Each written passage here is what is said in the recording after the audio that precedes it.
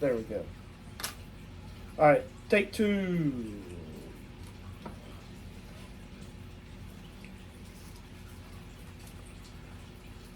What up, what up, what up? It's your host, Uriah, for the Hub of Fantasy Football. Sitting next to me, as always, I got my co host, Foley. Hello, and we are, of course, missing our other co-host because of this lame reason called work. So I would just encourage everyone, like and subscribe, comment, help us get those ad dollars rolling in so we don't have to worry about this silly thing called work. Also, if you want to sponsor, that's an option too to help us out. And this is really good that you kind of weighed into this. You know what I was doing this morning? What's that? Well, I was riding around and on my job, and I was like, you know what? I really want my nut right now. And Ooh. that got me started thinking, and I just happened to roll into a Dollar General, and who knew you can get your nut at Dollar General? And of course, I'm talking about Zagnut, the official sponsor of today's podcast, Ooh. that Foley will be tasting sometime during this. So I'm scared. I'll hand it to him. And I really don't. I used to love these as a kid, so I really don't know how they are now. But anyway, moving on. Let's get We in. do have a co-sponsor today, by the way. Oh, what's that? Which is Evan. Evan was unable to join us today, but he did want to sponsor today's episode just to get his message out. Foley bad. Foley bad. As always. So we had our, well, I guess it would be third slate or second Yeah. slate. Third slate of preseason. Anything just crazy off the top of your head? Stetson Bennett looked good. For whatever reason, that's the first thing that comes to mind. I've been on Stafford watch all preseason. Is he going to do the Andrew Luck thing? I don't know. His backup is Jimmy G. So, of course, he's going to get hurt, too, unfortunately. Stetson Bennett looked pretty good. And, of course, there was the Bill Merritt news. My boy, Bill. Listen, did we speak this into existence? Listen. I feel like we did. So, do you want to go over what happened? Well, I mean, you can go ahead. You go ahead and start it. So Bill Merritt, first of all, it became more public. I broke it before this was common knowledge. Definitely. Jacory prefers Bill. Definitely broke it. Yes. 100%. So Adam Schefter can credit me. Literally, I had this before Adam Schefter had this. It was great. So I'm really proud of that. And also, he has done so well this preseason. I was high on him early. I was taking him in best ball back in like June and July. And now he might be the starter in Washington. Brian Robinson's talking about getting traded because his starting job is not secure. So I noticed two things, and I actually went back and read the transcripts just to see if I was right, or if in my head, you're like, I know this happened, but we called Jacory in the draft. Yep. You said something about Brian Robinson being in a good spot, but we had Yeah. they did draft younger running backs. Also, something I would love to throw into existence, I feel like we did. You got some running backs now that are rookies, and we talked about those last week. But some of those are I know two that I was like, I'm really high on, and it's really looking like one of them is going to start. Not Ollie Gordon. Not Ollie Gordon. I mean, no, Marvin Hampton's going to start. I'm talking about Dylan Sampson. Hey, I'd love to see him start. I think him. there's a good chance he does. I just don't know. Like, I believe in the athletic profile. What I've always said about Sampson is that with that Tennessee offense, it's hard to know, can he actually read a lane at all and follow his blockers? Because he just didn't have to do that in the Tennessee offense. Well, we'll see. And then the second one, Bashal Tootin. He is listen to me now. Listen to me. I have it under good authority that Tank Bigsby might be traded. I've heard rumors that Bigsby will get traded. I've heard rumors that ETN will get traded. If one of those happens, then yeah, I mean, big for Bashal Tootin. I don't see it right now. And like I said, I have under good authority. Good so authority. keep that in mind. Okay, you friends with Liam Cohen now? No, but I know a bird. You know a bird. I know a bird that used to play at LSU. Okay. Oh. Okay. He plays defense. Shout out to you, my boy. All right, so we'll just stop that. We'll start talking about wide receivers. Yeah, and do stick around for the end because once we get through the receivers and tight ends, we're going to cover both, I think. Okay. But in our league, we draft on Sunday, so we'll talk overall draft strategy at the end of this as well. Okay, sounds great. Before we get into that, because we are going to sort of talk about tight ends, what is your strategy on a tight end? I think there is a clear big three with the tight ends, and if Agreed. you don't get one of those, you can probably wait a while. I mean, I've seen this play out a million times in best ball, which is best ball goes pretty similarly to a normal league. There are some differences, but this is one thing that I don't think will change. Bowers and Trey McBride both go in the second round, and then George Kittle goes end of the third, early fourth. That's when they go, and then after that, Sam Laporta is going to go like 5. Kelsey's going to go 6. Hawkinson's going to go 7. Like that's generally how it goes. But there is a huge gap between Kittle and Laporta for me, and I am happy to wait. Like I'm not taking Laporta where he's going. I know we'll talk more about him. Yeah. But that's my view. So the way I look at it is, like you said, if you don't get those first 3 or 4, man, I'm talking like close to the end of the draft because. And it's not that I don't like them. It's just I'm afraid. You never know about tight ends because, like, look at Sam Laporta last year. He was great. He Year never before. scored. Trey McBride. Trey never McBride. scored. I'm sorry. Yeah, I'm sorry. Yeah, Trey McBride never scored last year. I mean, great season. Just couldn't find the end zone. Yeah, I mean, and that's just a killer. And I mean, for an average tight end, you're looking about 4 or 5 catches, 40 yards. That's what you're hoping. 3 for 32 is. Yeah. And then 3 for 32 and a touchdown. It's like, hey, good day. Yeah, so keep that in mind when you draft. Like, Totally. because, you may be like, second round, you'd be like, ooh, I could get Brock Bowers, or I could get a good running back or wide receiver that I know is going to get it. Yeah. So let's get into that. We'll start in Buffalo. And, sorry, the last thing I'll just say on overall tight end strategy is, I mean, in our league, I generally do play the waiting game on them, and I just draft in volume, where I'll take 3 in the mid rounds. I mean, last year it was Dalton Kincaid, Brock Bowers, and Hunter Henry. That was a great group. Yeah, I was super happy with that group, and they all went like, I don't know, 10 through 12 for me, or Henry was later than that. Anyway. All right, so moving on, let's go to the Buffalo. Speaking of one of those tight ends. We'll do, their notable wide receivers are Shakir. He does have a high ankle, and I don't like it. Those are really hard to come back from. Keon Coleman. And then I always say this with Buffalo until it stops. 2-headed at tight end, Kincaid and Knox. Yep. Kincaid will go down the field. They'll stop at the 5-yard line. Here comes Knox, mostly to block for Allen. But he will be in there to catch. You're right. Yeah, I mean, I made that same note. Like, I've been monitoring preseason usage. Dawson Knox is not going away. He might later in the year. To start the year, though, he's picking up where he left off. It's very clear. He's going to be 40% of the routes, of the tight end routes will be him. Who are you, if you had to have one wide receiver off Buffalo, who would you get? It's Shakir. And I hate the injury, but it's made him go a little bit later in drafts where I've been taking him a good bit. He's probably one of my most drafted players just because of that. It's cheap where you're getting him. It's sort of a lottery ticket kind of thing. I have him wide receiver 47 overall, though. Mm-hmm. So it's not like this is a highly priced guy, but he's the one to own. I've never really believed in the talent of Keon Coleman. I think he's a natural slot receiver, big slot, power slot, being forced to play on the perimeter where he doesn't fit. I think he has a big year. Coleman. You might be right.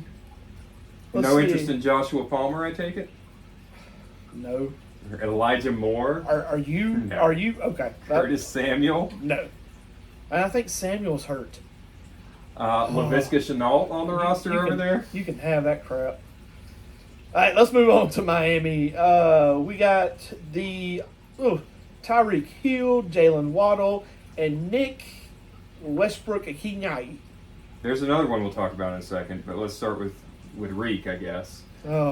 He's hurt. Is he hurt? Yeah. Well, they said it's a side sprain, but I mean, he's hurt. So where do you have him? Because you're kind of the Reek hater. I'm not a Reek hater. It's just he runs fast, and that's it. It's really fast. I mean, it's a one-trick pony, and you have to get him the ball to run. I don't like either one of them, honestly. I'd rather have Waddle instead of Hill just for where you draft him at. Yeah. I just don't have a whole lot of trust in Tyreek, and I never have. So No, you haven't. That's saying something that you can look back and say, well, he didn't like him on the Chiefs. I didn't, and he was good on the Chiefs. Sure was, and was good on, even better for the Dolphins for 2 years. But last year, The last year was different. Last year was rough. He didn't have Tua for a lot of that time. That's true. And I'm not saying I'm not high on him. I've got him wide receiver 24. I've got Jalen Waddle 31. So I've got them fairly close together. They're going close in drafts. They're Waddle's not going far behind. I mean, the big thing to remember is Jonnu Smith is gone, and that's a lot of vacated targets. I mean, Darren Waller is there, but I don't. He's hurt right now. he hadn't even practiced. No, yeah, At all. No, so I'm not too concerned about Darren Waller being anything. That there's a lot of vacated targets. Some people think it's going to be Waddle. I'm going to go ahead and throw out my first sleeper of the draft. Hit me. This is a Ray McLeod candidate for me. Lord. This is a guy that I might be smashing. Is this in the guy round that 20. you're just going to be like screaming on draft day? You gotta take him. Take him. Yeah, I might. This Okay. might be. There's a few candidates. This is one of them. Malik Washington. Ooh. Malik Washington. He's a second-year player. He had a couple of flashes. Louisville. Yeah. Yeah. Okay. He had a couple of flashes last year as a rookie. Didn't get a ton of playing time though. He looked electric the first week of preseason. He's probably going to be the wide receiver 3, not Nick Westbrook-Akine is my current read on it. I could be wrong on that, but that's my read. And he could take over a slot role where he takes a lot of the targets that previously belonged to Jonnu Smith. And if that's the case, holy hell, I mean, this guy's going undrafted. He's the kind of guy that if you don't take him in round 20, 2 weeks from now could be the hottest waiver wire target. Let me Washington. Yeah. Okay. All right. Like we said, I'm gonna call this. This will be a future draft pick for Sunday by Tony, Darren Waller. I can see that. Mark it Raiders down. fan. Mark it down. All right. Let's ease on over to New England. We got. This is scary. We got Stefon Diggs, Demario Douglas, Kyle Williams, Booty, Kayshon Boutte. and Hunter Henry.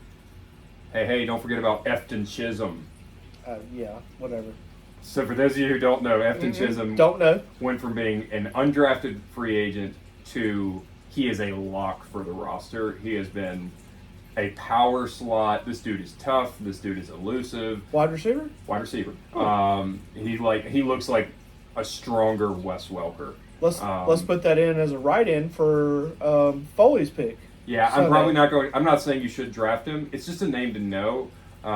My take is for the wide receivers, Diggs and Demario Douglas are the only ones. That's you should it, look yeah. at. I like Kyle Williams. You're not going to be able to predict when he has a good game. You don't want Mac Hollins. You don't want Kayshon Boutte. Yeah, I agree with that. Henry's solid. I mean, I don't have him high. I feel like I have him too low right now at What? 23. that is a little low. Like, I was thinking like 15, 16. But I will say this. I haven't wrote in numbers for my tight ends. Yeah. Just because, like I said, I have a different feeling about tight ends. I Yeah. love the position. But anyway, I think this is a deep year for tight ends, actually. let's move on. The Jets. Garrett Wilson sucks. Josh Reynolds sucks. Alan Lazard sucks. The only person you should draft with a glimmer of hope would be Mason I Taylor. like Mason Taylor. I also like Garrett Wilson, though.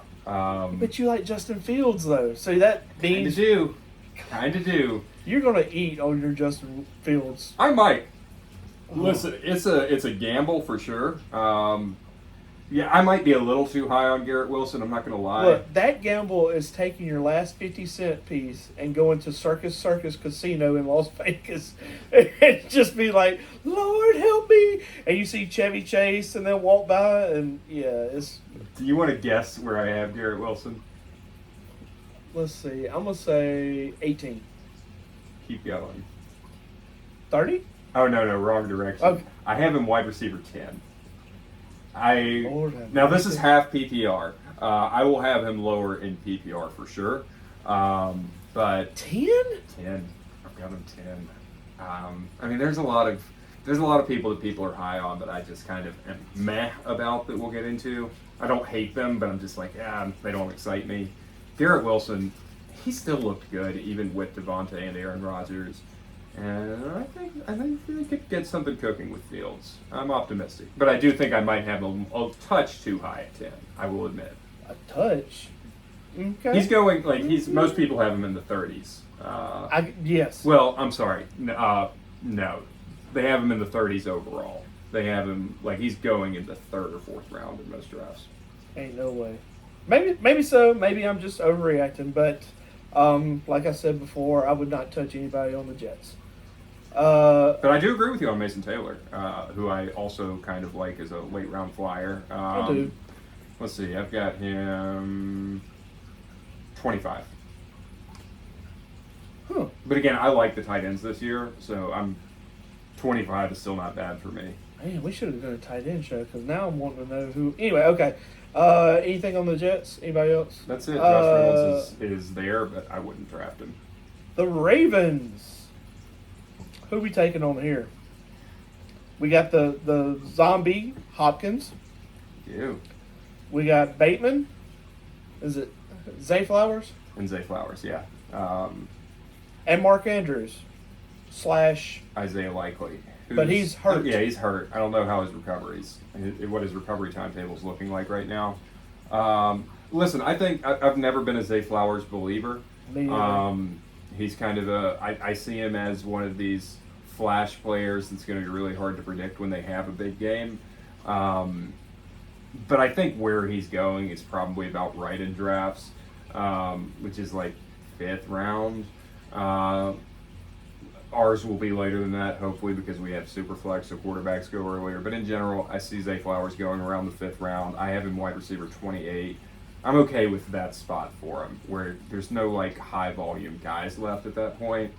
But he's, you can compare him to Xavier Worthy, who I have him right next to, Jameson Williams, who I have a little bit higher. But those guys who they are going to have monster games. Good luck predicting when. Similarly, I think Hopkins is going.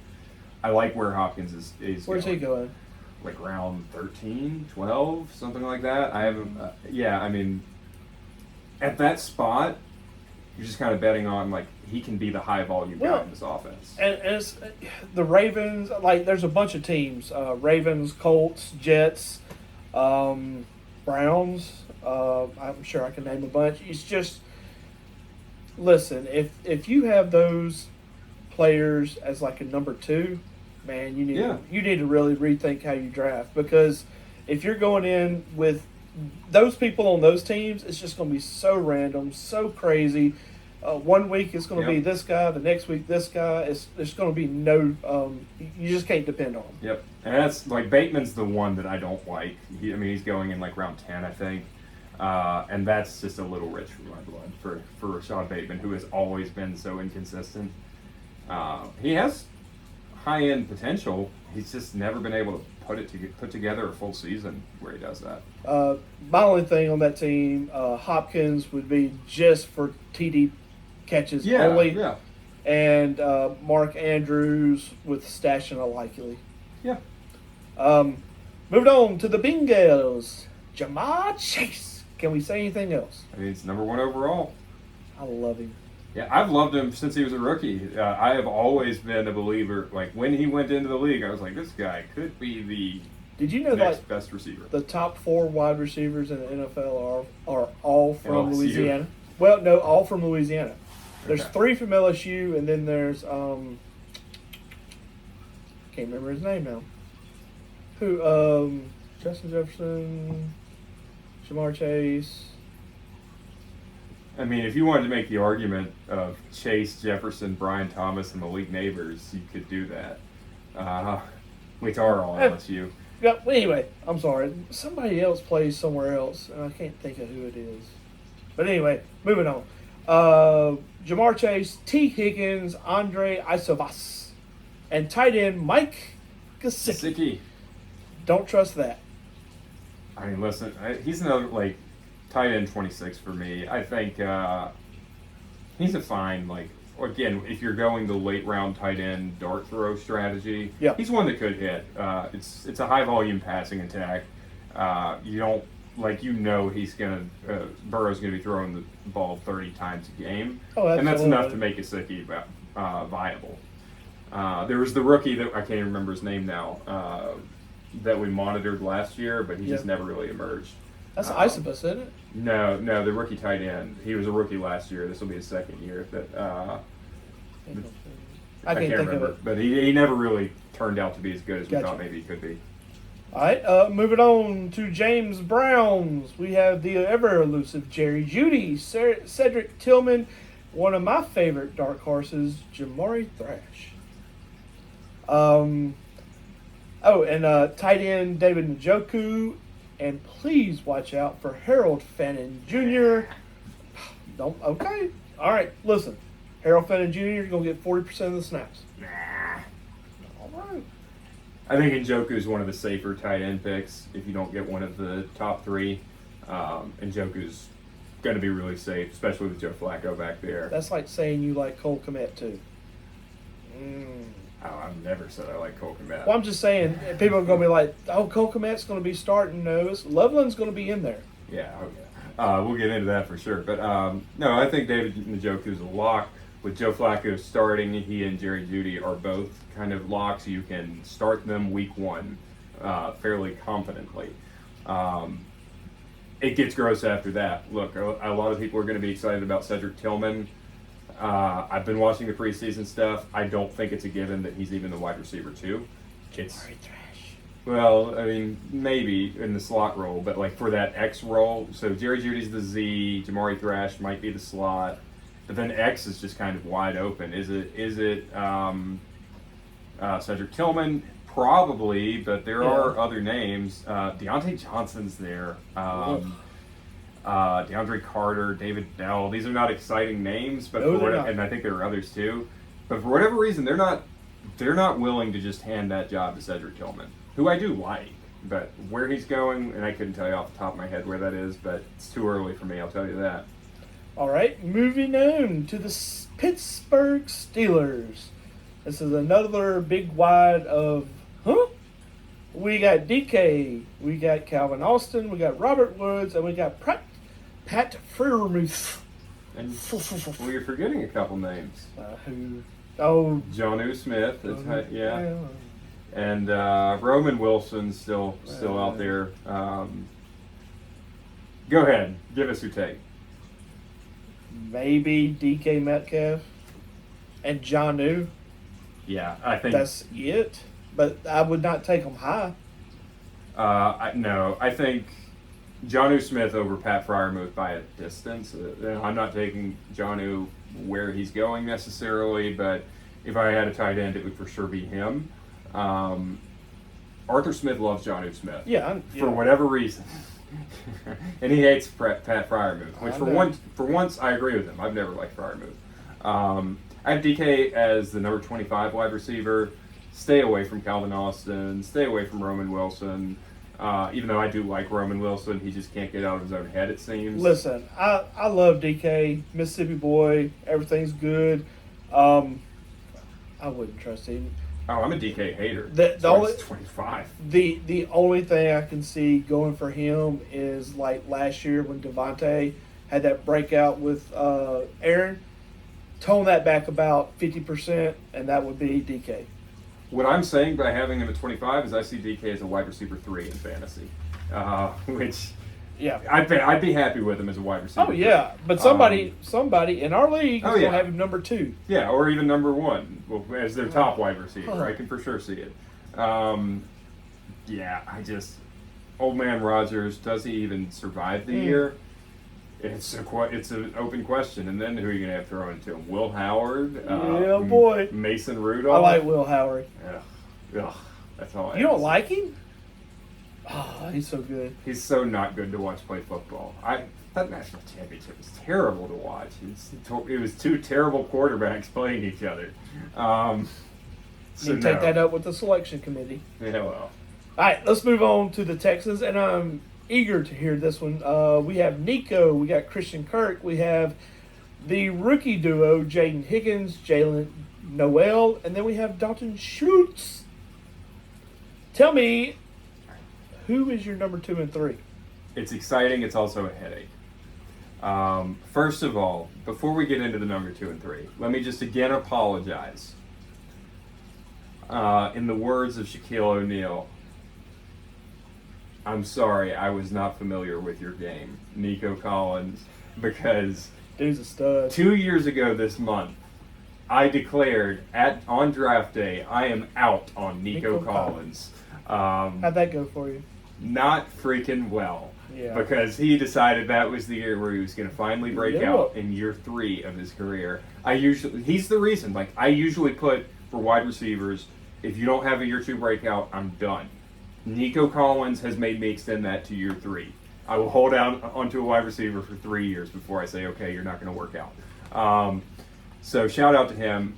Genuinely, I think he's one of the best wide receivers. Take fantasy out of it, just one of the best pure wide receivers in football. He's a touch behind Chase and Jefferson, but you can make an argument he is the 3rd best wide receiver in the NFL. Shout out to you, sir. Game recognized game.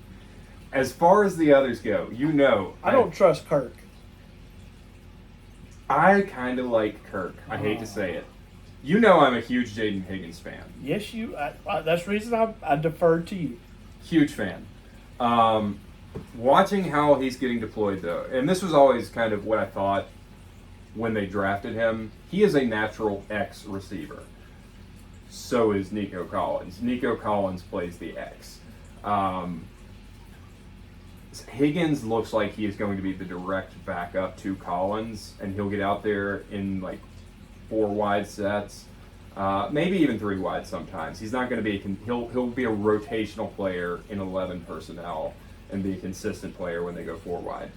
Christian Kirk is the Z, which last year was Stephon Diggs, and it was a good role for Diggs last year. Diggs is more talented than Kirk, but I think this is still a fairly high flying passing game. And Kirk can be, like, I've got Kirk 49, wide receiver 49. So you're talking about a flex wide receiver on a week-to-week basis. I like him a lot there. I think he's going to run 70% of the routes. And he's the wide receiver 2 in that offense. I think it's a good landing spot. I think he's more naturally a vertical slot than he is a Z, but he's fine as a Z. What about Noel? Jalen Noel is probably going to be rotating in 11 personnel. So I think when they go 3 wide, it's going to be sometimes Christian Kirk comes to the slot and Jaden Higgins goes out to the Z. Sometimes it's going to be Christian Kirk stays out wide at the Z and Jalen Noel comes in at the slot. It's going to make it really hard to be able to start Higgins or Noel, though, until, God forbid, Kirk or Collins gets hurt. If one of those 2 gets hurt, then it's a lot more interesting. Like if Kirk gets hurt, Jalen Noel becomes a weekly start. If Collins gets hurt, Higgins becomes a weekly start. Is kind of how I see that shaking out. All right, let's go over to the Colts. By the way, any love for Dalton Schultz? I have none. Hey, itty bitty 30s. I think old dude that we both love, Cade Stover, is going to eat into playing Love time Cade too much. Stover. I have Dalton Schultz, tight end 38. I can get down with that. Colts, this is Pittman, I like him. Josh Downs, I like him. Alex Pierce, I like him. Tyler Warren, the only one you should trust. Tyler Prove me Warren wrong. can be a league winner this year, baby. Look, he could be Brock Bowers. Absolutely. It really, look, man, you're gonna be rolling dice on that one. I mean, it could work out. You could be like you said, league winner, or it could just poop in your face. I have him as tight end 9. What? And Interesting. do you think that's too low or too high? I think with the baked in, could be good, could be bad. probably the teens for me. Which I I- know it's not that far down, but I mean, you're moving up a lot of people. I don't know how spicy this is anymore, but I will just say I have Tyler Warren ahead of Travis Kelce. Look, and that man with what's his face being named the starter. Daniel Jones, Daniel Dimes. Did we look? Did we speak AR from last year? Did that come into? Did somebody finally listen? I mean, Come on, man! we have a lot of fans of this podcast. All And 11 of them. they're all 11 are general managers and head coaches in Absolutely, the NFL. they are Or at least listening, man. coordinators. Gotta be. So yeah, I'm super high on Tyler Warren. Listen, I'm kind of a low key Chicago fan this year just because I like what they've been doing. I thought it was insane that they drafted Colston Loveland above Tyler Warren. Now Tyler Warren does more blocking; he's less of a pure receiver. But man, looking at how he's been used in preseason, I think he's going to dominate targets. And this could be, it could, during the preseason, it could be what's fixing to happen, Sure. or it could be all a disguise and, Sure. and nothing happens. But I mean, it's also been like all the reports out of camp. have Oh, been yeah, like yeah. Tyler Warren is the guy.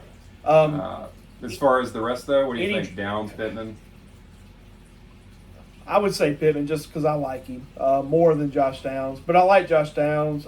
Pierce was AR's favorite person. Who knows where that's going to go? Tread lightly. Yeah, I have Josh Downs 43 and Michael Pittman 52. I think they can both be fairly reliable as long as Jones is the starter. But you never know when that's going to go away. If and it's Jo- going to be the yeah. inconsistency of If Richard. Jones goes down, good Lord, help us. Yeah. Or if they just decide, hey, it's time to give Richardson a chance because they Yeah. still have a lot of investment in him. Yeah, we all know how that goes. All right, moving on. Jacksonville, we got BTJ, Brian Thomas Jr. We have, is he a junior? He is a junior. He's a isn't he? junior. Yes. Travis Hunter, De'Ami Brown, and Britton Strange is somehow still here. He is. How do you feel about the first two? I have Brian Thomas Jr. He's This- got to be up there. This might be me overcorrecting because I was so wrong about him coming out of college. I have him as a top 5 fantasy wide receiver this year. Wow. Um, That is a hot take. Again, like it might just be me. Like I currently have him 3. I might move him down to 4, but I'm having a hard time convincing myself to take him out of the top 5. He was Listen- just so good. Listen, now this is going to sound really crazy, and I almost don't want to say it, but I'm kind of getting on the Jacksonville train. Yeah. Welcome aboard. Uh, Choo-choo. Look, I don't have a whole lot of trust in Trevor Lawrence, but I mean, we're moving now into the Justin Jefferson, Addison role, and all those weapons. When you have a lot of weapons, I mean, Lord, all you got to do is get it to somebody and let it happen. Target, target, target, target, target, target, target, target. Absolutely. Choo-choo. So I'm liking it, man. yeah, I'm now on Travis Hunter. I'm going to give you Evan's take as best I can, since he's not here to give the Travis Hunter hater take, Okay. which is people only like him because he plays 2 ways. He's actually not great at both. Evan, write in if you think I'm misrepresenting you. I don't think you actually watch the podcast when you're not on it. He so- doesn't. I so don't think he you'll never watches know. it when he is on it. That's true. So we'll never hear from him if I'm mischaracterizing his take, but I think that's the gist of it. Look, and I do want to say, when I say I got on the train, after I should have said this. I think I'm getting on the train. Pump your brakes. Let's don't get too into it, but I kind of have a good feeling about them. I have a pretty good feeling. My only concern with Hunter is if he does end up playing a lot of defensive snaps and him getting gassed. That worries me. It But could. if he just primarily plays offense, he's going to be playing the slot. I didn't expect that, but they have him playing the slot. So As is a De'Ami, reminder, is De'Ami going to play Z? yep, De'Ami Brown's going to be the Z. Okay. As a reminder, Liam Cohen was offensive coordinator for Tampa Bay last year. Before he got hurt, the slot receiver was Chris Godwin. And do you remember the kind of season? Chris Godwin was wide receiver 1 when he went down. Yeah, he was good. That slot role for Liam Cohen is a really valuable one. Before Tampa Bay, do you know where he was previously offensive coordinator? Where? Los Angeles Rams, where Cooper Kupp was the slot receiver and had the hat trick. So you're saying big year for Travis Hunter? Could be a really big year for Travis Hunter. You heard it here first. If he doesn't play too many defensive snaps. If he does that, then I'm worried he's just gassed all the time. Then none of this is null and void, and we never said That's it. right. So that's my hedge. I have him as a low-end wide receiver, too, with huge upside. Interesting. Okay. Let's see. Titans. Calvin Ridley, Tyler Lockett, Van Jefferson, and the tight end Chig Okonkwo. Xavier Restrepo still hanging on to a roster spot for now. Is he still there? Yeah. Holding on? Cut day hasn't come yet. So They also have Eric Alomalo. Elik, I was going to bring him up. Elik Ayumanor, who is going to rotate in, and I think... See, like, he's better than Van Jefferson. I agree. Well, he might end up taking Van Jefferson's job. So it's a really fluid situation there where they're kind of going back and forth on whether Calvin Ridley will play the Z or the X. Right now, Ridley's mostly Z, and Van Jefferson's the X. Tyler Lockett is the slot. But it looks very fluid, and it looks like Jefferson could lose his job. Ridley moves to the X. Ayumanor moves to the Z by the end of the year. So he's not. I don't think you can draft Ayumanor. As much as I love him, I really did like that player. We this year, and I say we in our league, I'm sure. I feel like this is going to be like the bottom half is just going to be rookies everywhere. I mean, especially with it being a keeper league, why not take a shot? And we'll talk more about that during strategy. But I love Ayumanor. I think he was the one guy who absolutely burned Travis Hunter last year. He's good. He dominated Hunter. I like his talent. I don't think there's enough there to draft him, but keep an eye on the waivers. The only person you can draft on there is Ridley, right? Ridley, and I don't like where Ridley goes. But yeah, too high. Yeah, he goes too high. Let's move on to the Denver. Oh, I'm sorry. On the tight end situation, though. Okonkwo could be a decent year for him. I know that's not a sexy pick or anything. It is not. I have him tight end 18, so it's not like I'm crazy high, but it looks like he's going to get more passing routes than he did last year. Or more snaps in general than he did last year. All right, let's talk about Foley's favorite team, the Denver Broncos, with Marvin Mims, Cortland Sutton, Devon Veely, and the ever old that everybody still loves for some reason, Evan Ingram. Yeah. So you want the good or the bad first? Sutton's the only person I'd touch on that team.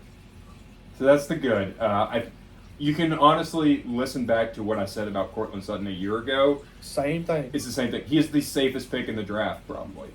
He was last year. He is again this year. This is a guy who probably will get 1,000 yards or close to it. Ugly. Not much more. Yeah, he's gonna get you 10 points a game. Yeah, it's gonna be much more, it's not gonna be much like less. 3 for 70. Yeah, every game. Exactly. But he's so safe. Yeah. Marvin Mims is a high upside, low floor play, like high ceiling, low floor. I expected so much from him. I don't still know holding why. out hope. Again, the 3-year rule now, and Mims came on strong towards the very end of the season. If he can pick up where he left off, there's a world where Mims is a good sleeper. Somebody's going to have to be in his underwear, lighting a fire, getting it going, and that's the only way. On the backside. On the backside. I didn't know what you were doing in his underwear like this. Oh, dude, I'm starting a fire like the scouts. God, okay. Come on, man. I got you now. I was a little Get out concerned. the gutter. Little concerned. Nobody else. Please stay out of Marvin Mims' underwear, guys. Unless it's on the backside. Light a fire. Yeah, no, I don't want anything to do with Troy Franklin, though. No. Which is a shame. And I sure don't want anything to do with Evan Ingram. That dude is going No. to be such a disappointment. Man, I have him tight end 13. I feel like I'm too low on him. Actually, Oh. I mean, I'm too, I was like, like, too high. yeah, Like, way he should too be high. worse. Yeah, I mean, he's talented. He's just not going to get enough routes. Sean Payton loves a tight end rotation, a heavy rotation, and he's just never been consistent. Yeah, like I bet you Kelsey's lower than Ingram. For you. I have Travis Kelce 11, Evan Ingram 13. Okay. Well, he still should go down. Speaking of Kansas City, Rashee Rice, Xavier Worthy, Hollywood Brown, tight end Travis Kelce. Name some more. Because Jalen Royals. that's all you're gonna do. Just name a bunch of people that people are like, oh, they're great this year. Rookie sleeper, Jalen Royals. You can have him. I'll tell you why. Why? If Rashee Rice ends up suspended, and he might, we should talk in depth about that in a second. But He is Jalen gonna- Royals look. could be the player. Rice is at least gonna get 6 games. Yeah. At least. So here's the context for everyone who doesn't know. We thought he was going to get suspended before the season started Last year. last year, and that never happened. Then it was okay. He'll get suspended this preseason for 4 or 6 games. Nope. Things have changed. He has an appearance to get his whatever the end of September, late September. 4 games he's gonna play first. Yes, he's going to play 4 games, then find out what his penalty is. And the league is considering a double-digit game suspension. Yeah. So 10-plus games. So if you get Rice, you're just getting him for 4 games and maybe the playoffs. And then do you trust him? Or you're betting that he doesn't get suspended or gets a lighter suspension than you think. It's a huge gamble. Once again, the circus bet. That's what that is. Do Well, not do it. I mean, we kind of, like last year, people who made that bet, if he hadn't gotten injured, like the injury kind of killed it. But if Yeah. you made that bet and he had stayed healthy, it's like, oh, you would have looked like a genius. So, I mean, I actually have Rashee Rice 17 right now. I'm gonna move him. I'm gonna move him down. So that's a high-end wide receiver too. I'm gonna move him down because the suspension does scare me a ton, and he is coming back from injury. But I say all that to say, Jalen Royals is the guy who can slide into that role, the Rashee Rice role. He's a rookie. I thought he was good, not great as a prospect, but someone's got to do that. I don't think they want to give. Like last year, they tried to force Xavier Worthy into that Yeah. role once Rice got hurt.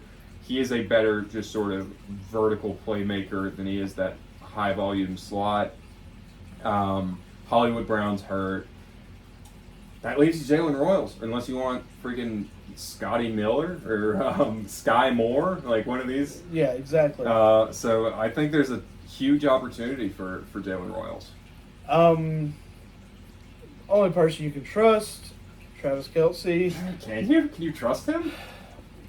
Once again, you know freaking Mahomes is going to score. You just don't know to who. Yeah. To me, like if I'm placing a bet on any Chief, it's going to be Jalen Royals. Like I said, I have Travis Kelce 11. I like Xavier Worthy in best ball because it doesn't matter when he goes off. You're gonna if on the weeks he plays, Yeah. great, you get it, and when he doesn't, you don't. But I'm never gonna know when to start Worthy is the thing. So I'm a little lower on him. I have him as a wide receiver 3. But Royals, I mean, he's going so late in drafts. I think he's worth the dart. All right, moving on to the Raiders. Jacoby Myers, Trey Tucker, Dante Thornton, Brock Bowers. Brock Bowers, hell yeah. So, Oh. Listen, I don't have much positive to say about any of these players. the only thing I can say is last year you saw the quarterback. Now they have Geno. Bowers is probably going to do the exact same, if not more. But pump the brakes on that. I too. hope you're So, right. So first of all, help me figure something out. I have Brock Bowers tight end 2, just for the record. I'm a little concerned about Bowers. I think they're not going to throw the ball as much this year under Pete Carroll and Chip Kelly, and they're making it clear they want to get Michael Mayer, the other tight end, more involved. Yeah. I like Michael Mayer, but I'm worried how that all affects Brock Bowers. But help me make a decision, because right now I am between 2 keepers, Drake May and Brock Bowers. Drake May for, I think, a 12 and Brock Bowers for an 11. Who would you keep? Man, I'm leaning toward Bowers. I think he's going to have a better year than Drake, just because he's the number one on the team. Who's the number one? I mean, Diggs could be great, but you just don't know. Yeah. I'm going to say Bowers. Okay. I'm going back and forth. I think I'm starting to lean your direction. We'll talk more about this in strategy because I want to talk keeper strategy. But as far as the wide receivers go, honestly, stay away from all of them. Jacoby Myers, fine. He's safe. But I think, again, there's not going to be as much passing as there was last year. And if it is, it's going to be a 2 tight end set, and they're going to be 5-yard outs on either one of them. Sure.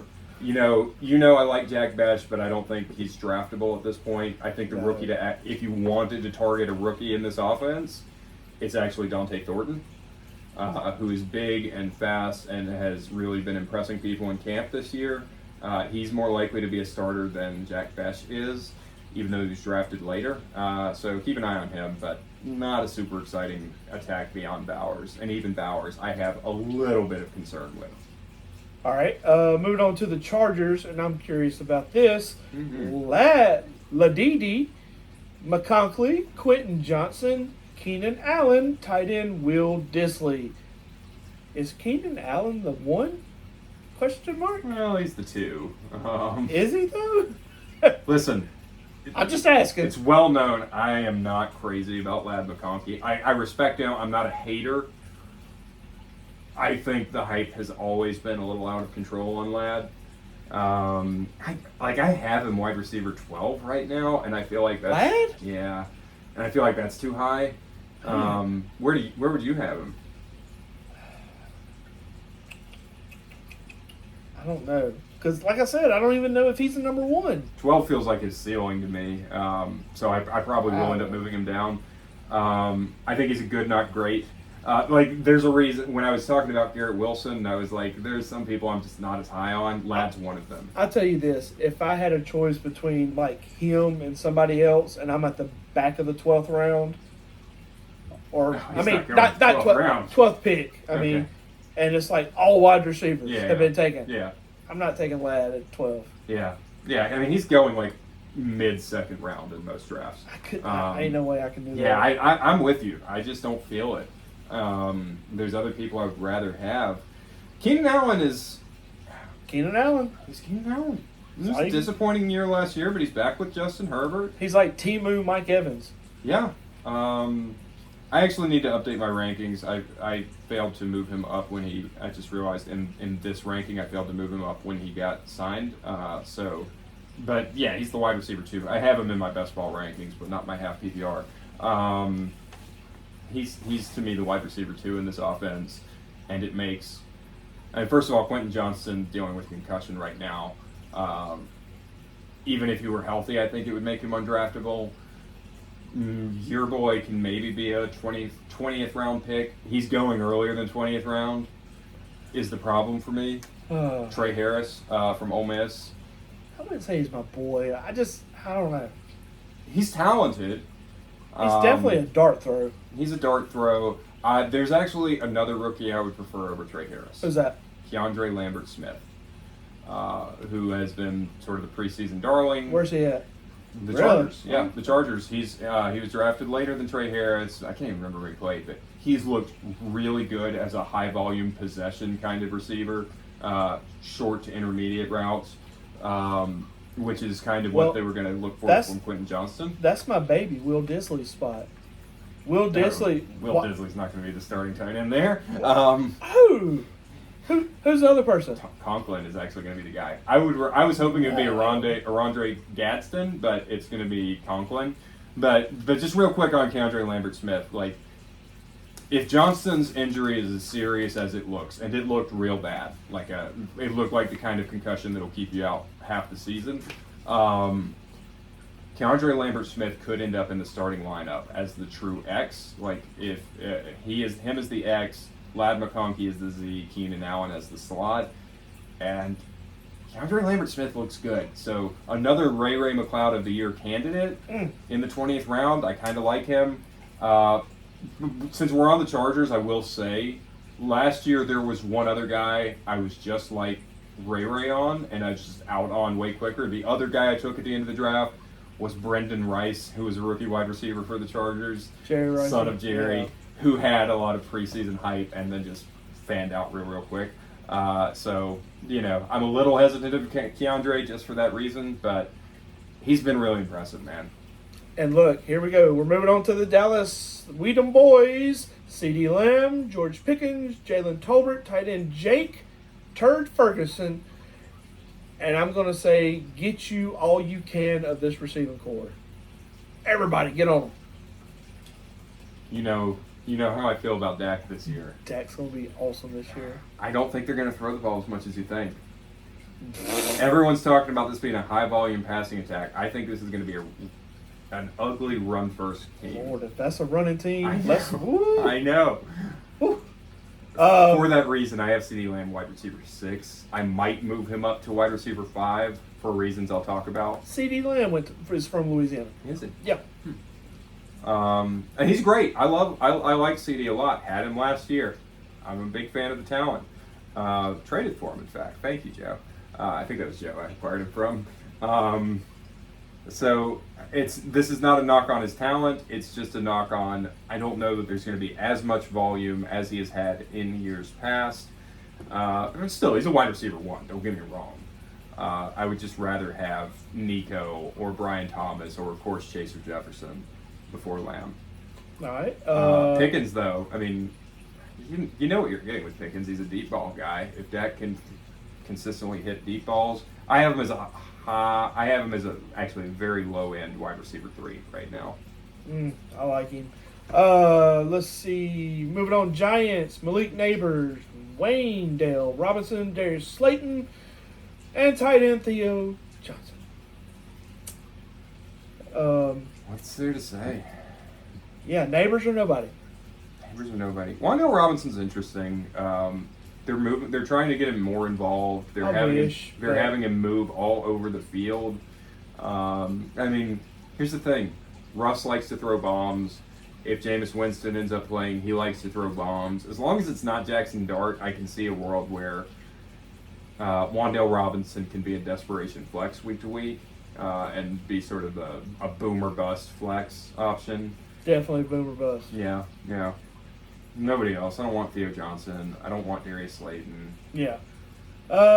Eagles, A.J. Brown, Devontae Smith, Jahan Dotson, Dallas Goddard. Yeah. That's an easy one, too, right? And then the tight end's like 15.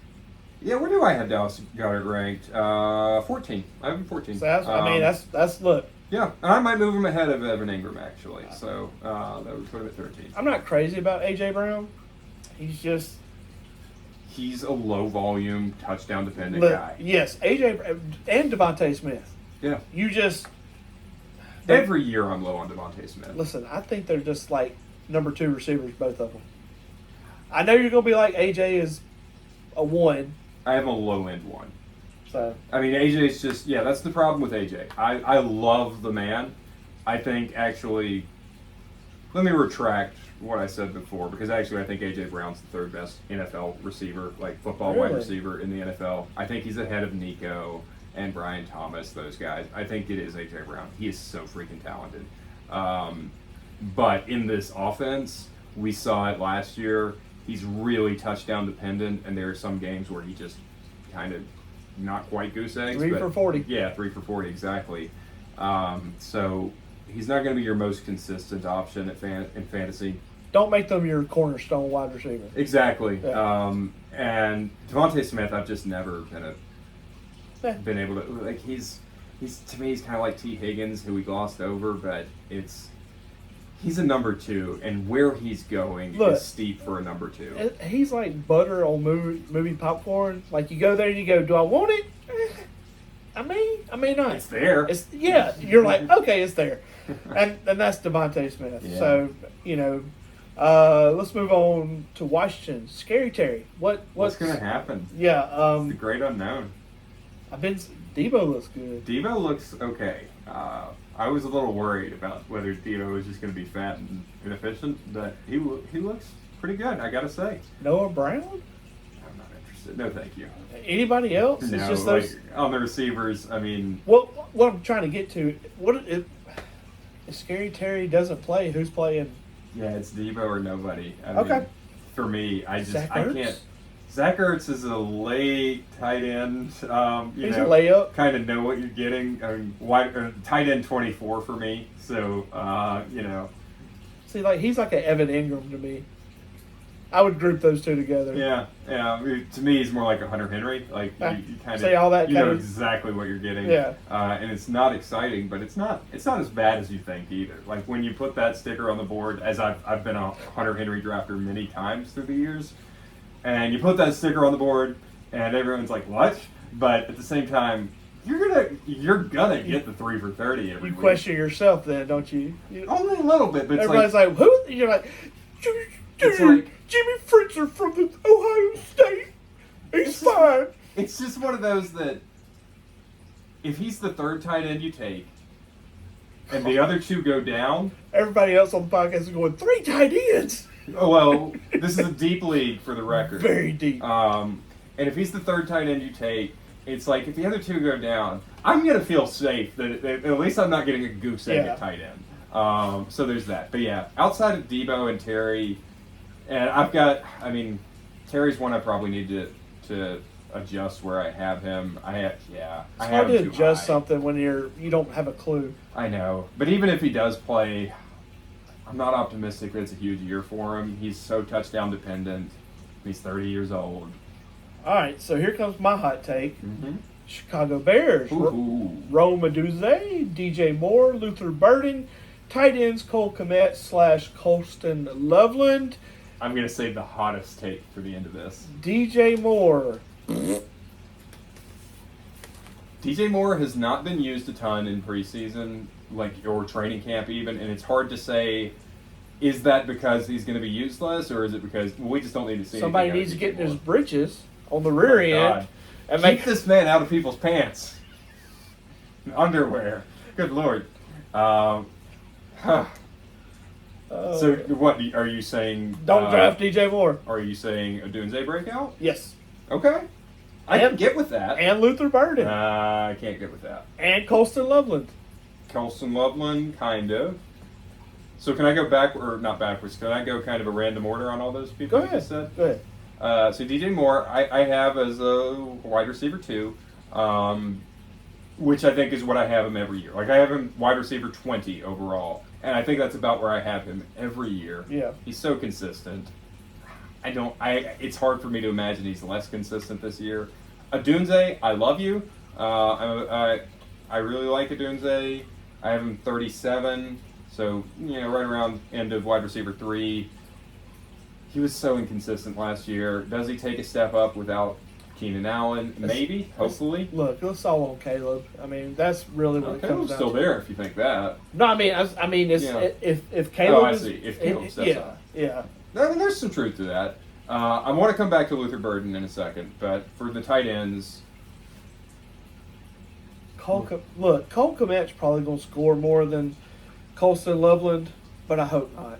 I don't think he'll score more, but I think he's going to be an annoying kind of like Dawson Knox kind of thing. Oh, absolutely. That is 100% the same. Yeah. He's just going to make it to, like, I have Loveland 10, so I still have Loveland ahead of Kelsey. Again, this is the same offensive coordinator who turned rookie Sam Laporta into a monster. And Loveland is talented. He's a very talented receiver. But I am a little worried about Cole Kmet just eating into his routes. Yeah. Maybe it gets better as the year goes on. But Luther Burden, Okay. tell me what you think about Luther Burden. He's tall. He is. He's decently fast. He is. He's just he is a possession wide receiver. I think he's so talented, but his big flag in college was, is he really dedicated to the game enough? Like, does he want it bad enough? That kind of thing. That's probably why he slid to the second round. And it was kind of the talk all off season of like Yeah. he was a little banged up, and you could kind of get the sense that the coaches thought he should probably be playing through it as a rookie, and he didn't. he is not the number 3 wide receiver on this Ooh. depth chart. Who is? Before I even give you the name, because you're going to laugh at the name, I just No. want to remind people that this is the slot receiver role we're talking about. Who was Ben Johnson's slot receiver for the last few years? In Detroit. Who's the slot receiver in Detroit? Would it be It Williamson? would be Amon-Ra St. Brown, the Oh. power slot. So we're talking about a very juicy role up for grabs here, right? Theoretically. Okay. So I am going to take a big bite out of He's going to get his nut. Olamide Zaccheaus. I'm so Oh. excited. I'm really hungry. Oh, Lord.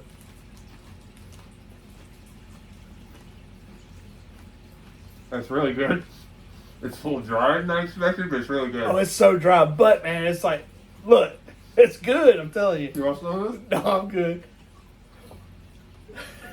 I'm sorry. All right. I wasn't prepared for how dry this was, and I wanted to say more about Zaccheaus. Oh, it's worse. Look, it's worse than a KFC biscuit, man. Oh my god. It's really good. 10 out of 10. Listen, Zaccheaus is another one of these guys. Like, You can have. I haven't Zaccheaus. decided who I'm going for 20, but I mean, I know he's not sexy. Definitely that- not that. That role is sexy, and I'm gonna think about him in round 20. Okay. I once again, that's one of those that I can't really knock because I'm going to take the same crapshoots that you are. Well, So let's just move on to the Detroit Lions. Foley's Lions. We got Amon, Jameson Williams, Tim Patrick, and Mr. Sam Laporta. mm-hmm. I really like Jameson Williams. Yeah. Really like him. Yeah. You Like, kind of convinced me. oh man, look. I may be totally wrong, but I'm The thing about I Jameson think it looks Williams, good for him. he's gotten better every year of his career. What year is this for him? Year 4. So, I mean, he missed his entire rookie season pretty much with injury, and then his Look- second year he had his suspension. Look, I've said get on board, and I usually hit them brakes, but let's get on board. I Just kind of keep like. going. Well, the thing is, the coaching staff every year talks up about how much progress Oh, yeah. Jameson. But everyone, every coach does that. Everyone. But it's been true every year of Jameson. Like, they've talked him up, and like Dan Campbell. Generally, when he talks someone up, he means it. It seems. Yeah. So, is he like truly an all-around player this year? Where in the past he's been more of a splash player. If he's the real deal all around, that's bad news for the Sun God, unfortunately, who I have wide receiver 7. But Jameson Williams 21 right now. I mean, I can see it. I think he needs to go higher. I could be wrong. Like I Oh, I said, can't get him any higher than that. But I can see it at 21. Like, he's got the potential there. We He's say- really Laporta. What did you have? 4 or I'm 5 down. or 7? You had 7, didn't you? I have him 6. I have Sam 6. Laporta a tight end 6, which is lower than most people. Most people have him 4, right behind Kittle. He's just touchdown dependent. That's all he. Of course, all tight ends are that. So Well, it's just, this passing attack is, we saw last year. He had this great rookie year, Yeah. and then he was really inconsistent his second year. To no fault of his own, it's just, they have a lot of weapons in Detroit. Yeah. So there's plenty to spread the ball around, and Laporta was sometimes just the odd man out. I think that kind of continues. We haven't gotten to my tight end 4 and 5, although I think we're about to get to both of them. But yeah, keep an eye out on Isaac Tesla. I don't think you draft him, but I think he's one that could end up a waiver wire target down the road. Okay. Rookie wide receiver. All right, let's move on. Now, I will say this. We're fixing to talk about Green Bay. And if we had nothing on this table, I would literally flip this table. That's how I feel about Green Bay Packers receiving core. Is Matthew Golden your number 1? Jaden Reed, is he hurt? Romeo Dobbs, is he hurt? I love Savion Williams, but, that's like way down in the draft. And Tucker The Kraft. running back, you mean? We should talk about him on the running back show. He is a wide receiver. He is number 84, I think it is. You don't. So was Cordero Patterson. You hush your pie hole. which is who he's wearing Cordero Patterson's number. Oh my God! Who do you like on the team? We're not having this discussion. It's Matthew Golden. Really? I am starting to get bought into the Matthew Golden. Oh, I was gosh. Listen. I was right there with Are you. you one of draft those time. people now? I was right there with you at draft time. It's not just preseason. It's not. It's camp reports. It's the fact that it's got to be somebody. Like if you're gonna hit your wide, it's not like I've got him wide receiver 39, so it's not like yeah. But if you want a Packers wide receiver, Golden's the one. We know what Romeo Dobbs is. You're never going to be excited about. We know what Jaden Reed is. We know what Jaden Reed is, who can be good, but he's yeah. Tucker Kraft. Matthew Golden is Tucker Kraft. I would say he's up there. He is up there. The only thing I'll say about Golden, his movement skills are legit. I didn't see it in his college tape. I didn't think his movement. I thought he did not look like a 4.29 kind of guy, even though that's what he ran in the 40, right? In camp and in preseason, he has kind of moved like a 4.3 flat kind of receiver. And if he's got that speed, okay, I can buy in on this. Tucker Kraft, I'm super high on. I have tight end 5. I like it. I have him ahead of Laporta. That's a bold call. I like it. Let's move on to the Vikings. Justin Jefferson, Jordan Addison. Who else? Jalen Naylor. So Addison's out 4 games. Yeah. He's suspended 4 games. Jalen Naylor will be the 2 for that time. Not that you're excited about that. No. Are you drafting Justin Jefferson? Is he someone who should be on a roster? Or is he? What are you talking about? I'm just. Yes, you draft Jordan Jefferson. I love Justin Jefferson. The only thing I've ever been a hater on him on is when people said he was better than Chase, because he was never better than Chase. But he is the second best wide receiver in the NFL. Absolutely. And that is where he is on my rankings, number 2. Love T.J. Hawkinson. Who is my tight end 4. Wow. That's bold. It is bold. It is. It's just, I like him more than, I think you know what you're getting with him more than a lot of these guys. Which is what you're not going to get on this upcoming team. We're Okay, talk who we about Atlanta Falcons. Drake London, Darnell Mooney, Ray Fiasco, and the Fiasco also known as Kyle Pitts Jr. My man. He is not your man. God, I want to eat some more of this Zagnut, but then I won't be able to talk. I got you, brother. Just like... I got you. Look, Drake London is a slam. Darnell Mooney, no. Ray. No. Kyle Pitts, no. Don't do it. Don't trust him. No. That's like walking up to your car and seeing $100 bills laid on the floor. A little white powder on it. Don't trust it. I think that's really good. Dude, did I tell you? It's got that Butterfinger. Yes. Yes, and then Yes. coconut, man. I'm a huge peanut butter fan, or peanuts in general. So, I knew you'd like it. Yeah. I love Drake London. Smash. He's gotten better year over year. I have him wide receiver 8. I get that. Mooney? No. I'm tempted by Mooney, except he's hurt.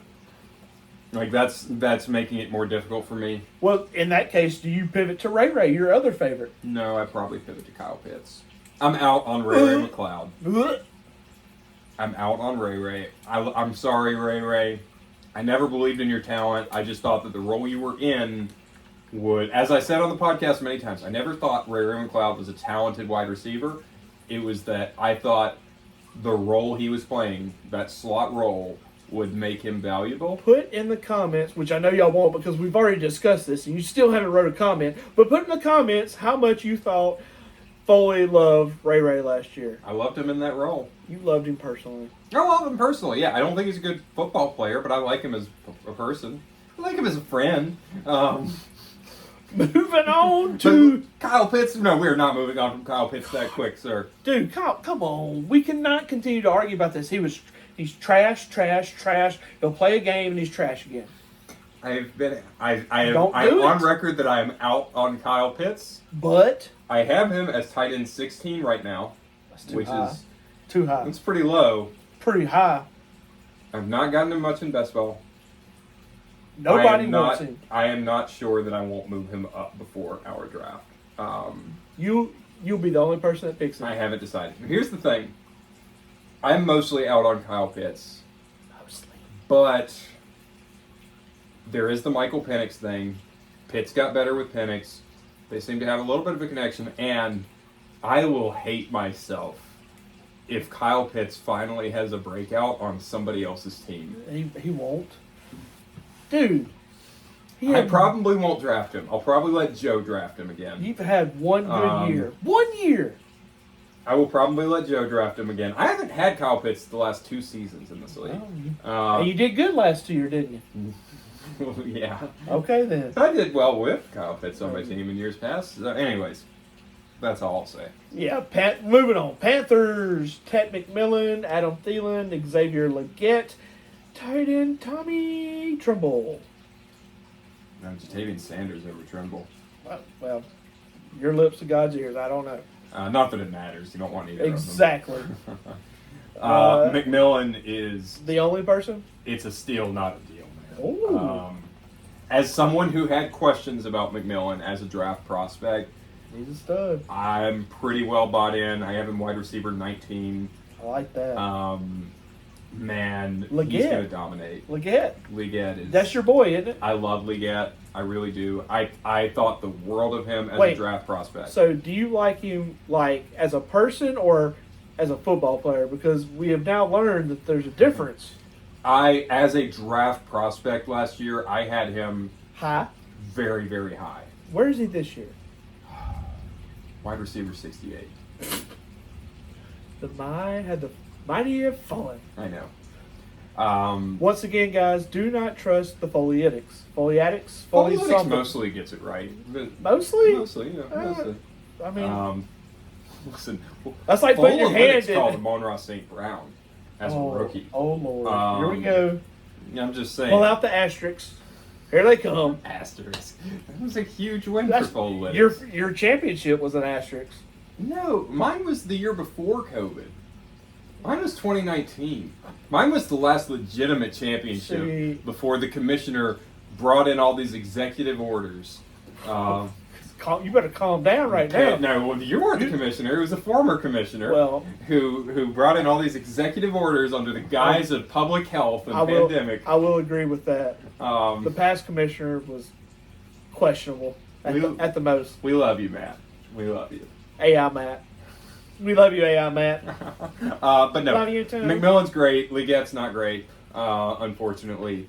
Like, you're never going to be able to trust Legette. He will have a good game at some point this year. I am certain of it.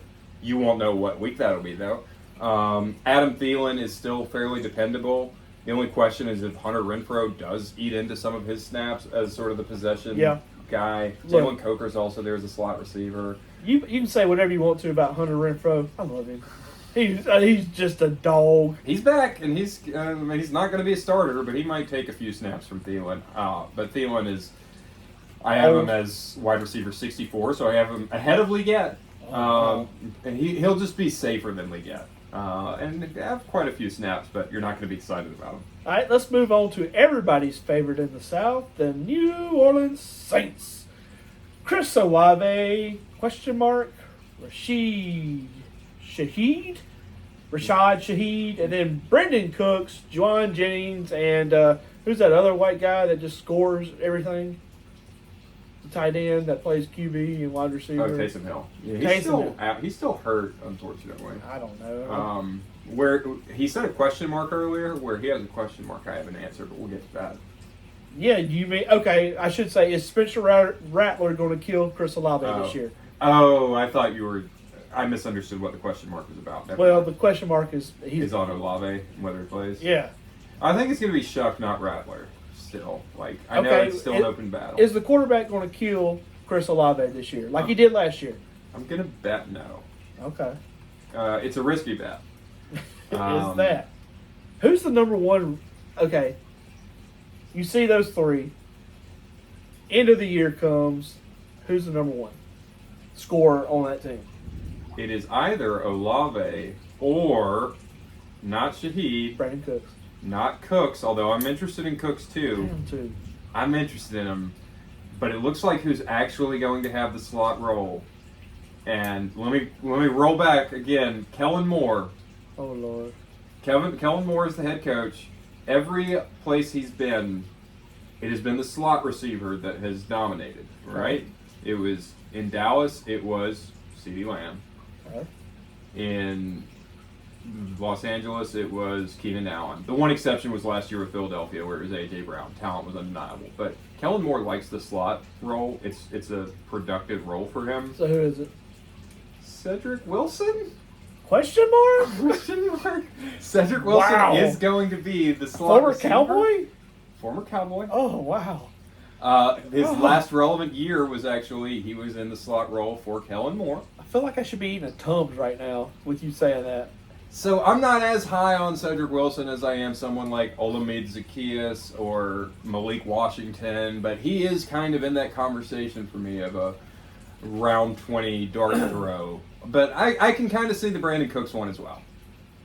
All right, moving on to the Buccaneers, and this is didn't Evan say the greatest wide receiver room? I agree with him. It's the deepest. I've said this all offseason. It's like, oh my God, I'm a big fan. And then, So I'm gonna throw the names out here. We got Mike Evans, Emeka Ubaka, Chris Godwin, Tez Johnson, tight end Cade Otten.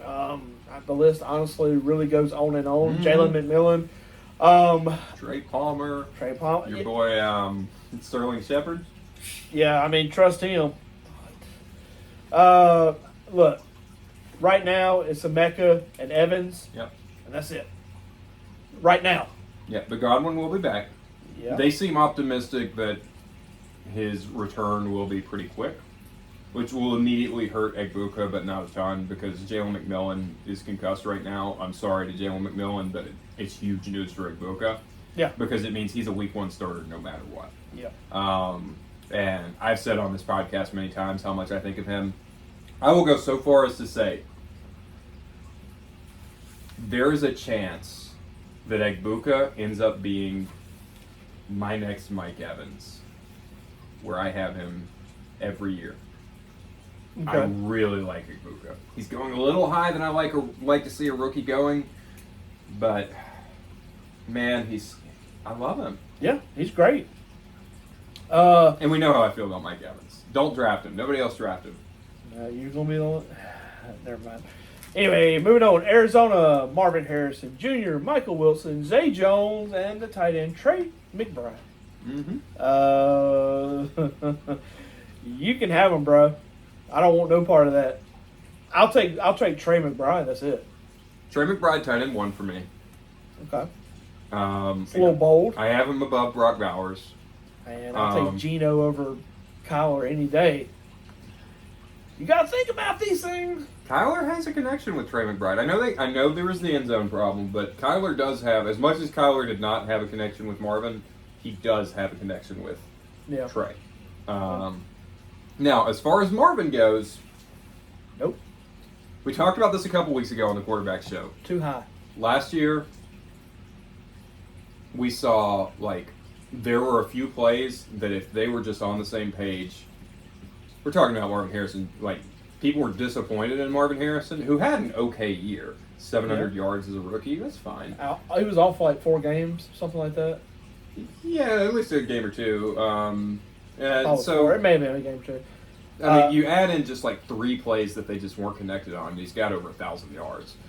So, to me, it's Kyler, so we can't know for sure, but it is insane if they didn't just all offseason work on those plays so that they are on the same page, like these back shoulder fades, like the kind of things that Aaron Rodgers and Devontae Adams have always just been Okay, so totally connected. So I'll give you that. But honestly, do you think Kyler Murray is practicing like that? If you can 100% tell me that, I will draft him number 1. But I don't think you can. I can't, but I know there's what you're enough possibility. I know what you're saying. I have Harrison as a high-end wide receiver, too, who could end up being... he has a chance to be wide receiver 1 overall. I'll say that. I'm not saying he's going to do it. I think he has a Not decent with Kyler. chance. I mean, yeah, there's a chance, but just not with Kyler. I mean, I don't... we're getting off on that. Anyway, I have him above Terry McLaurin. I have him above someone that we haven't talked about yet, who I know Evan hates. I have him above DJ Moore. You know, like I have him above a lot of these wide receiver twos Okay. in high volume offenses. all right, so let's move on to the Rams. We don't There we know. go. We don't know who's throwing it, but Puka, Devontae, Tutu, Tyler Higbee. Tell me what you got. Right now, I have Puka Nacua, wide receiver 5. I'm probably going to bump him down out of concern Got over to. the Stafford thing. Got to. I have Devontae Adams, wide receiver 18. Probably going to that's bump him. high. I'm probably going to bump him down a little bit for the same reason. Although I think Devontae still has the skill. And look, Jimmy Garoppolo is still, as long as he's healthy, he's still a pretty good wide receiver or quarterback, especially in this kind of offense. I can see it going well. I'm honestly more concerned about Stetson Bennett, even though I said that in the beginning about, like, he had a good preseason, but I wouldn't buy into it too much. If it ends up with Stetson Bennett playing quarterback, that's where I think these guys get hurt. But Nakua's talented. Devontae Adams, super talented. He was good last year in the sideshow that was the New York Jets. So I can buy into all that. Tight end, I would go after is not Higbee. It's Terrence Ferguson. Okay. But yeah, I mean, too That- low to care about. That would be an Oregon Ducks player. Yeah. Okay. And there's Tutu Atwell. We want to represent Evan well because he said Devontae Adams is trash. I believe were his words. He's not trash. Words to that effect. Let's see what and he likes Tutu Atwell more than Devontae Adams. How? He's a hater. He's a Devontae hater. Wow. Quote, Devontae Adams won't have a great year with an aging and injured Matt Stafford. Shocking, I know. Unquote. So maybe I made it sound a little hotter than it actually is, but bottom line, he's a hater of Devontae Adams. I think Devontae's okay. All right. Moving on to the. I also like Devontae. Moving on, 49ers. Once again, I would table flip on this one. Who? Ricky's the guy. Ricky Pearsall. White boy Ricky? White boy Ricky. You ever seen that Got movie? shot up. No, but I know the story. It's Like good. I know the guys from Detroit. Like I'm very It's familiar good. with the Yeah. true story. You ought to watch it. Yeah, I should. You're right. But yeah, Ricky Pearsall is kind of the last man standing. Juwan Jennings still banged up. Brandon Ayuk not going to George play. Kittle, big year. Big year for George Kittle. I have him tight end 3. And Yes. look, I have him ranked 3. I get Kittle in drafts way more often than I get Bowers or McBride because he goes around later. And it's like just wait and try to. You got to time it right because then if you miss out on Kittle, then there's that big drop off. But I like Kittle a lot. I think Ricky Pearsall is really talented, going to do well. I like stashing Ayuk for when he comes back, Yeah. but just watch where you pay for him. sure, absolutely. Not interested in DeMarcus Robinson. No, you have that. And Juwan Jennings, I'm just not sure about this year I know. with his injuries. By the way, going back to Arizona, I did forget to mention like another guy that I'm looking at in round 20 is Zay Jones, who's going to have that slot role that we've seen people like Greg Dortch do so well in. I can't do it. You just hate Arizona, I know. No, I mean, You hate Kyler. look, he falls in so many other. Zay Jones, Brandon Cooks, Ray McLeod. They're all the same. And I think Zay Jones is at least a little more explosive than those other guys. yeah, but I don't see. I have to add the quarterback, and the Yeah. quarterback just drops it so hard for me. Yeah. Now, here we go. Last team, and once again, choo choo, early bird. I'm liking Seattle. I know. Look, I know it, and look into the camera and show them the eye roll. JSN, Cooper Kupp, Torrey Horton. I don't like AJ Barner, but they got Elijah Arroyo. Oh man, it sounds so good. And with Sam the man, just dropping dimes in there. He's gonna have 3 bad games, guys, and they're probably gonna be toward the end. So just use him while you got smoke him while he's out there. More like he's going to have 4 good games. Wrong. We proved that wrong last year. I'm all aboard. Let's go. I have JSN as a low-end wide receiver 2. What? I love JSN. Guy that I comped to Julian Edelman. You want to talk about Folalytics? Folalytics was like, this is the second coming of Julian Edelman. Listen, that Folalytics take is terrible. JSN over, let's see, Jerry Jeudy? Got to be. Yeah, I've got him over Jerry Jeudy. JSN over DK Metcalf. Did we skip Cleveland? I know we did talk about Jeudy. Over Metcalf, you said? Yep. Yeah, I have him over Metcalf. I can't really say anything bad then, I guess. I have him exactly 2 spots ahead of Metcalf. But I have him behind Travis Hunter. I'll say that. No, he's ahead of Travis Hunter. Low volume, Look, run first attack. I mean, you could be right. I'm telling you, I feel like they're going to have a big team. Listen, I like Torrey Hunter. Torrey Holt, rather. I like that profile. I like guys who are big and fast, and Torrey Holt is that. But I don't think there's enough juice there. Cooper Kupp, no thank you for where he's going. He's going way too early for me. I don't want Cooper Kupp. Give me JSN or Torrey Hunter or Horton. JSN's the only one I'm interested in. Holt is going to be sort of a rotational player, I think. Marcus Valdez-Scantling is still there. That's the best case I can make for Sam Darnold. Marcus Valdez-Scantling makes MVP quarterbacks. Let me tell you, he was there for the Rodgers MVPs. Stop. He was there for the Mahomes MVP. Stop. He was there for the Josh Allen MVP last year. Where Shut your dirty MVS goes, mouth. Shut your dirty mouth. Where MVS goes, MVPs follow. That is the best argument I can make for Sam Darnold. Listen, Elijah Arroyo, for a second, I was super hype on. He's so good. Kyle Pitts vibes, but at a second-round price in the NFL draft. However, heavy tight end rotation. They're not going to move him out to the X receiver. I know. That's what I'm saying. Yeah. Like you mentioned, AJ Barner. I can't touch it. I can't touch it. Well, I mean, and that just goes, which we've said it before. There's a bunch of groups like that. The Bears tight ends, probably the Colts tight ends, even though he's far and away better than the Mountain.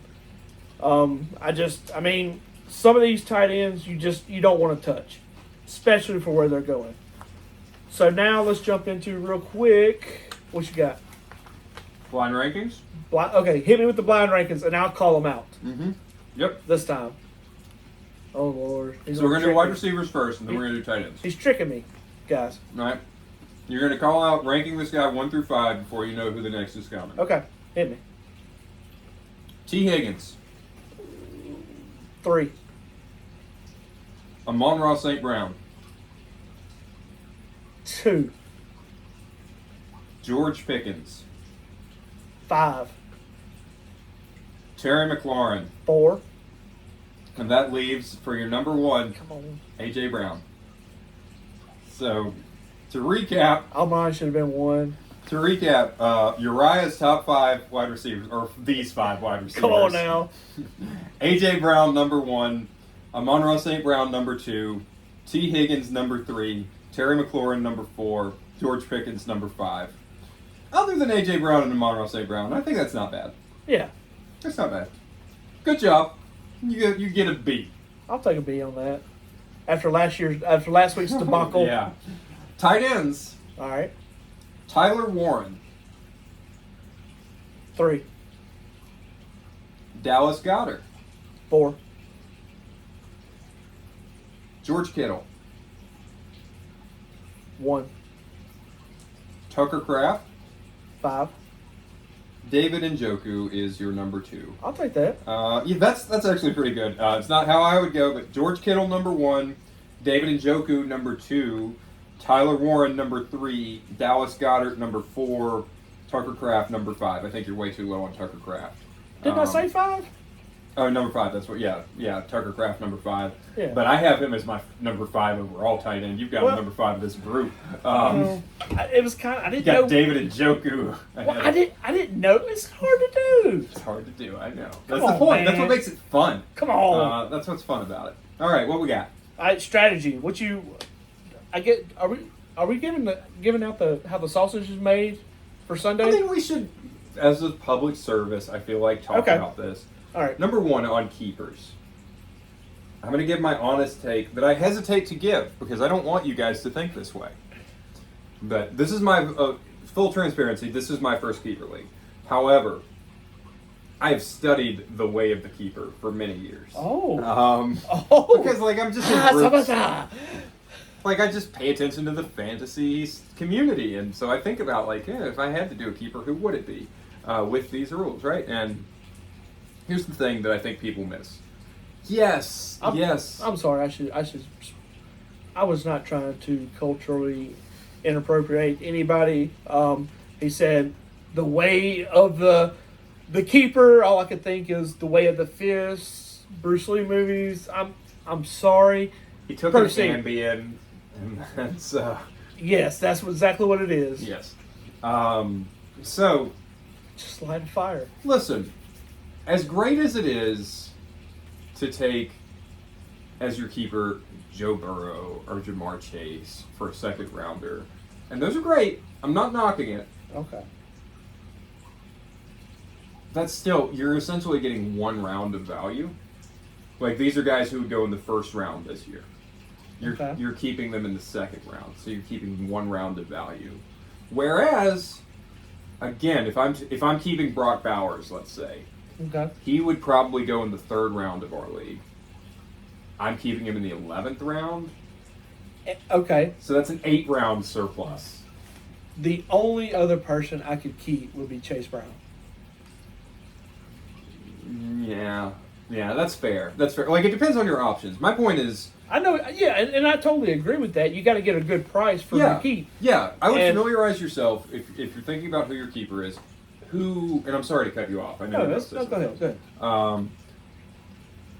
I would look at like a draft board, like ADP, where people are generally going, and say, okay, where did I get this guy last year? How much of a jump is it? And just go for the one Oh, who's the biggest jump. absolutely. For me, that's either Bowers or May. Yes, I totally agree with that. And like I said, the only reason I'm keeping Because nobody has the big jump. there's Yeah. nobody on my team. I mean, I think That's fair. I think Chase Brown was like a 7th, Yeah, which would be a decent option. yeah. But while you have the number one, That's fair. and also I will say this, it kind of all depends where I draft at. That's the other thing I've been thinking about. Like, I wish I knew my draft position before I make my keeper pick. Maybe we Yeah. can amend that rule because it would change my strategy. I would love that. I would love Yeah. for us to have a draft already done. Okay. I mean the draft order. Yeah. But I mean, you got to think about it. Say, okay, mine was second round for Jamar Chase. Yeah. Let's say I get the number 5 pick. Yeah. Okay. The first one's going to come off. I already have Chase, but what if I could trade Chase for somebody's first round pick?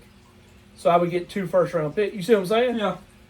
I mean, the way I think about it, a little simpler than that, but like, I think if I knew for sure that I was picking 1 through 6, Yeah. I would keep Brock Bowers. Because I can still take a quarterback in those first 6 picks that I'm really happy with. And then And if I were otherwise- 7 through 12, I'd be like, oh, Josh Allen, Lamar Jackson, those guys might already be gone. Let me keep Drake May, so I at least have that quarterback. And that's the same thing. Yeah. Like, say like I'm number 8. I mean, I got to keep Jamar Chase. Yeah. At number 8. But if I had like 2, that may be different. Yeah. Because, I mean, you should be able to have a chance to get a good 1, 2, 3. I don't know. I might think about it the opposite way. Oh, In really? your case? Yeah. Because if you were like 2 or 3, you might say to yourself, well, I could still just take Chase there and have somebody else, in the second rather than keep. You know what I mean? Oh, Like, yeah. But just, I mean, you got to think about it. What if you got Joe Burrow Sure. at number 2? That's true. And I then mean, you man, stack Burrow and Chase. That's a good point. Yeah, I mean, So there's a lot to think about with keepers. it's a lot. Don't just be like, oh, he had such a good year, I'm going with him. Yeah, no, yeah. You gotta Definitely really the think value. about the value of it, because don't just take your best player. As much as I would love to keep Mike Evans, there's just no value in keeping Mike Evans. So, and I will tell the guys of our league, if you're still listening, which you're probably not, first of all, click, subscribe, do all that stuff, send it to people. We would love you for it. But like, I have been keeping up with this for, Lord, I looked up the other day, it was like forever ago. So every year I do my rankings of what is the most prolific scoring, and further down. For so many years, it was quarterback, quarterback, and then wide receiver, running back kind of changed. This year was wide receivers. Yeah. It was wide receivers, quarterbacks, running backs. So you just and if you're number one, you don't want to pick the third position. Yeah. You But at the same time, like positional scarcity, I've always said, and there have been a few years that this wasn't true, but most years it has been true. It's so much easier to find a wide receiver. It is. There it are is. so many. To your point, like wide receivers score the most because there's just so many of them that like how many Jerry Jeudy had 1,000 yards last year. Yeah. It's just not hard to find a 1,000-yard receiver. I always go back to my first year in this league back in 2013-14 when. I always think about I had Mike Evans and Josh Gordon, but do you know who I picked up on the waiver wire that year on the way to my second place finish as a rookie? Mm-hmm.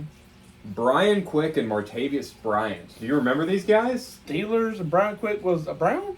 Ram. Ram. That's right. Okay. St. Louis Ram, by the way. And those guys were great for me, but it was just, and they were never great again. But it's so much easier just to find guys who will be good at wide receiver than other positions, and so that's why quarterback. If you don't get your quarterback, you're screwed. Oh, absolutely. But there's so many quarterbacks this year that are going to, and when I say so many, I'm talking about from 5 to probably 18. Yeah. It's a big crap show. I mean, you're shooting a dart. Yeah. So there's just a lot to consider when you're making your rankings. Yeah. And again, I'll give the spiel I gave last year as far as how I will always approach every draft. You have, assuming this is a 12-person league, as ours is, I will have my top 60 players ranked across all positions. They're all just in one there, straight down, and I'm going off that list until the top 60 are gone. I don't care about what position, I've already got a running back. Yeah. So I'm going to, nope. If the next one is also a running back, I'm taking another running back. I'm following the board. I'm letting people fall to me. He's not going to do it. I do it every year. No, I believe in this strategy. I would be lost without it. After those top 60 is where I move to the tiers of okay, I have a tier of running backs, a tier of wide receiver, a tier of tight end, and I'll look at positional need to decide which of those groups I go to, as long as they're all on the same tier. All right, so let's do this real quick. Mm-hmm. Allen's team, number 1, Christian McCaffrey, Travis Kelce, Dak Prescott, Zay Flowers, DK Metcalf, Aaron Jones. Let's see, Ladd McConkey in the 10th. That's the keeper. It's going to be Ladd, probably. In the 10th? I think so. All right. Unless there's a diamond in the rough later on, but I think it's got to be Ladd. Yeah, that's about it. Todd, Tyreek Hill, Derrick Henry, Jordan Love, James Cook, DJ Moore, Tajay Spears, Caleb Williams in the 7th. That is going to be it. DJ Moore maybe, or Caleb, one of the two. I think it's Caleb. James. We know James. I'm not even going to read his. He's got Bucky. Bucky. Yeah. As a right end. Foley. Let's see. I'm just going to look down. We've already established. Allen Brown. May I traded for. But it's Bowers or May. It's got to be Bowers. I've got Chuba. I've got Tyrone Tracy's options, but it's Bowers or May for me, and I'm leaning Bowers. All right. Evans is Mahomes, Burrows, Debo, Mixon, Pittman, Roma Dunze in the 9th. Penix. Yeah, I think I would 14. go Penix. I would go Penix. He said he's doing Burrow. I think I would take Penix if I were him. I would keep Penix. Yeah, that's pretty. That's it's better value. All right, Chris, Breece Hall, AR, Olave, Jaden Daniels, 1, 2, 3, Yeah. 5th, fourth round. Keep AR. Please, Chris. Or what about Justin Fields in the 11th? Ooh, that's tempting. I would probably keep Jaden. I think Jaden's the player right there. But I would be tempted by Fields. All right, Matt, CD, Barkley, Kyler Murray, Marvin Harrison, George Kittle way down there, Brian Thomas Jr. yeah. There in the 13th. There you go. That's it. Let's see. That would be Joe, C.J. Stroud, Colin Williams, Malik Neighbors He's gonna in the keep Baker. 4th. 5, 6, Baker in the 7th. He's going to keep Baker, and that's probably the right move. What about Ken Walker? 1, 2, 3, in the 5th. Positional value, I'd keep Baker. Okay. Garland, St. Brown, Gibbs, Laporta, Etienne, Zamir White, Rashee Rice, Deshaun Watson, So Josh Cook. What Scary Terry is low? Oh, he's got to be Bo Nix. Okay, yeah. Bo Nix in the 10th. Yeah. It's going to be a lot of quarterback keepers, which makes me sad. I know, me too. Let's see. Tony, Lamar, Puka. He's got to do A-Chain in the 4th. Maybe. And that's not a huge value. Stephon Diggs in the 6th. Yeah. T. Higgins in the 8th.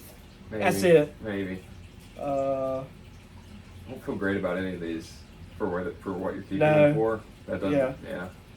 all right, Sorry, Tony. here we come to me. Jalen Hurts, Jamar Chase, Brock Purdy, Josh Jacobs, Dale Ayuk, Chase Brown in the 1, 2, 3, 4, 5, 6, 7, 8th round. Man.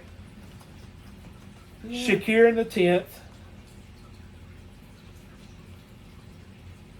I still think it's Chase. I wouldn't hate you keeping Chase. Brown looks really good though. And Jaquita, Justin Jefferson, Jonathan Taylor, T. Law, Drake London in the 4th. Oh. I think that's a. 1, 2, 3, 4, 5, 6, 7, 8, 9th JSN. JSN. I was thinking she had JSN. Yeah, I can see that. I think that's the way you got to go. Although, man, I tell you what, and this is going to sound crazy.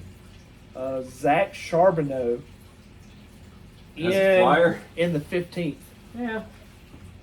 I don't know. That's probably about where I'll go this year. Yeah, probably right. Jason's the guy. Build your board and stick to it. That's the number one thing. Be happy with what you get. Sure. Okay. Okay, Dad. Anyway. We will see you Sunday, and Sunday. who knows? Maybe we'll have a live episode of the podcast. I have thought about that. Yeah. Something. I don't know. Oh. All right. See you guys later. Hopefully, next time I'll be bragging about my roster. No.